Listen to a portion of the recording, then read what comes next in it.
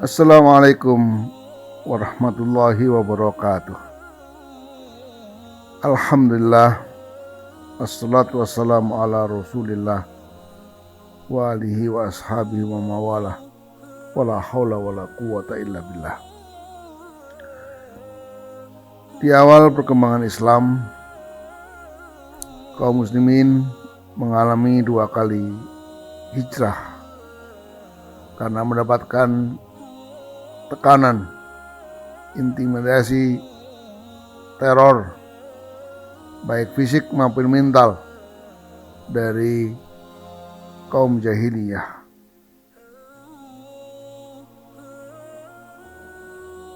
Dua kali hijrah ini belum menampakkan hasil yang menggembirakan. Padahal kaum kafir Quraisy semakin agresif melakukan teror dan tekanan. Tak segan kaum muslimin disiksa, dicaci maki, dikucilkan, dan lain sebagainya. Rasulullah SAW kemudian berinisiatif untuk melakukan hijrah yang ketiga. Kali ini beliau sendiri mau hijrah ke Taif. Perhitungannya sederhana. Di sana masih banyak kaum kerabat dan sanak saudara yang beliau kenal.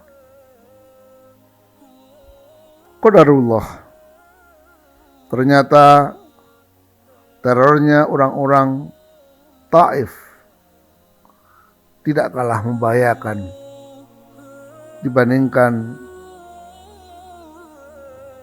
sebelum-sebelumnya. Anak-anak Taif atas suruhan orang tuanya menyambut kedatangan Rasulullah SAW dengan lemparan batu, makian, cacian yang di luar dugaan. Sekujur tubuh beliau bersimbah darah. Masya Allah. Nabi SAW tertatih-tatih menyeret kakinya lalu berlindung di sebuah kebun anggur milik Utbah bin Saibah bin Rabi'ah. Malaikat Jibril tidak tega melihat kekasihnya disakiti seperti itu. Maka Jibril datang menemui beliau dan berbisik, "Ya Rasulullah, sesungguhnya Allah sudah mendengar apa yang dikatakan kaummu kepadamu dan apa yang mereka lakukan kepadamu. Allah telah mengutus malaikat penjaga gunung agar engkau memerintahkan sesuatu menurut apa yang engkau kehendaki." Beliau kemudian menjawab, "Sungguh, aku berharap bahwa kelak Allah Subhanahu wa Ta'ala mengeluarkan mereka dari anak-anak mereka menyembah kepada Allah dan tidak pernah mempersekutukannya." Seandainya Rasulullah SAW menyetujui bisikan Jibril, niscaya selesailah riwayat penduduk Taif. Satu kota akan hancur dalam hitungan detik saja. Akan tetapi akhlak Rasulullah yang santun, dadanya yang lapang, memilih untuk memaafkan. Satu pilihan sikap yang tidak mudah bagi orang-orang yang terzolimi.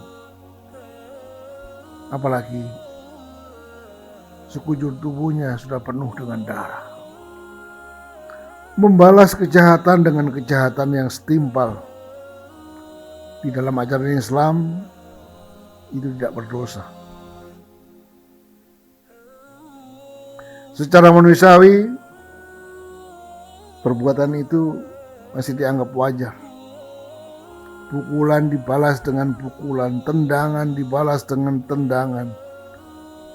Selama balasan itu seimbang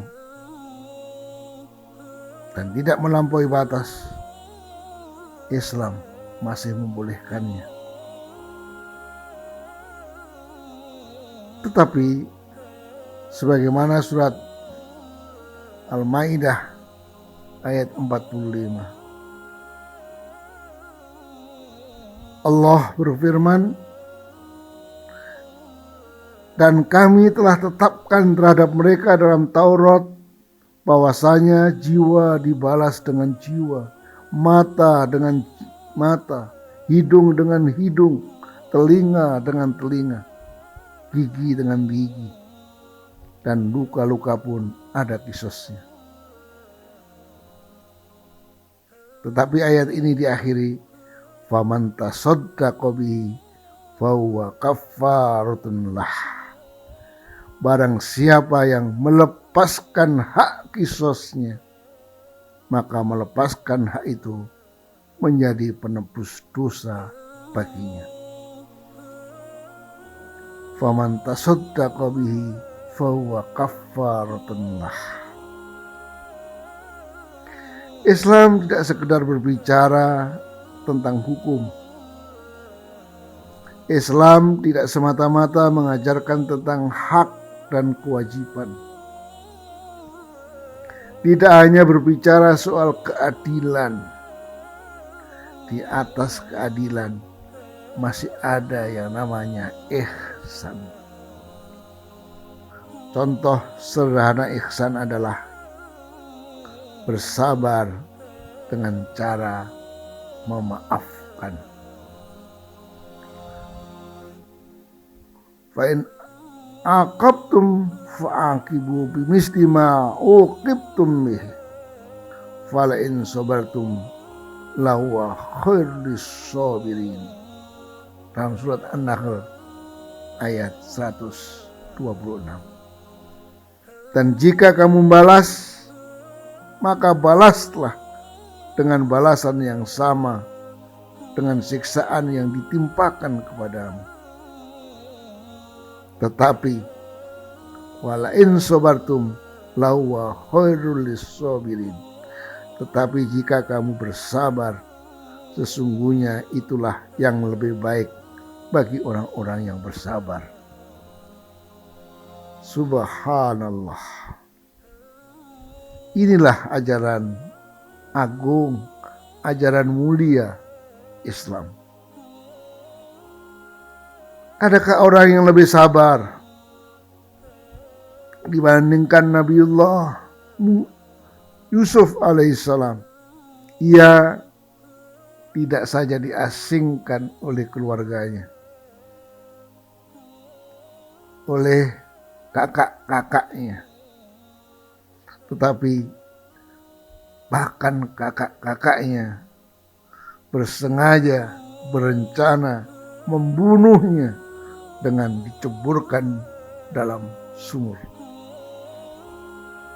Adakah orang yang lebih tabah dibandingkan dengan beliau?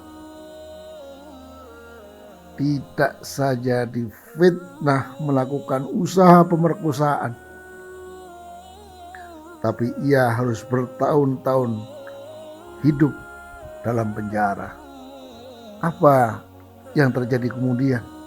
Kesabarannya menuntunnya menjadi manusia yang sukses. Ternyata beliau tidak balas dendam ketika menjabat. Nabi Yusuf memilih untuk bersabar dan memaafkan. Dan sabar yang paling tinggi adalah memaafkan di saat mempunyai kekuasaan untuk membalas. Inilah kesabaran Nabi Yusuf yang dicontohkan di dalam Al-Quran untuk kita teladani bersama. Akhirnya Allah Subhanahu wa taala berfirman, "Wala tastawil hasanatu walas sayyi'ah. Idfa billati hiya ahsan. Fa idzal ladzi bainaka wa bainahu adawatun ka'annahu waliyyun hamim." Dan tidaklah sama kebaikan dengan kejahatan. Tolaklah kejahatan itu dengan cara yang lebih baik, sehingga orang yang ada rasa permusuhan antara kamu dan dia akan seperti teman yang sangat setia. Kannahu waliyun hamim, seperti teman setia. Mudah-mudahan persaudaraan yang akan kita bangun di antara kaum muslimin adalah persaudaraan yang digambarkan oleh Al-Quran ini. Persaudaraan seperti teman yang sangat setia, waliyun hamim. Terima kasih. Assalamualaikum warahmatullahi wabarakatuh.